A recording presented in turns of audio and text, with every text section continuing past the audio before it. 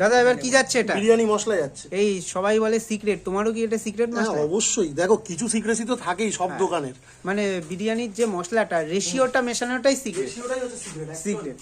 দেখো যারা বলো যে বিরিয়ানি, অনেকেই কমেন্ট করো যে বিরিয়ানি সিক্রেট মশলা বলে হয় না, এটা আমিও মানি, রেশিওটা কিন্তু সবাই পারে না। একদম ওটাই হচ্ছে আসল। এটা এর উপরে আরো কিছু কি যাবে? অনেক কিছু যাবে।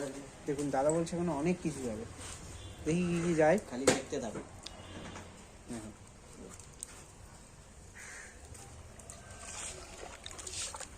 এটা দুধ, কিসের দুধ? মোষের? না না মোষের দুধ না গো, এটা আমাদের আমুলের দুধ।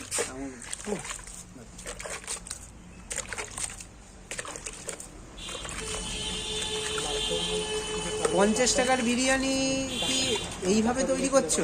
এইভাবে লাভ কি তৈরি হয় 50 টাকায়? দেখো লাভের প্রসঙ্গ পরে, আগে করে নি, তারপরে তো লাভ করার তো জায়গা আছেই। তোমরা রয়েছো ব্যাস, এটাতেই লাভ।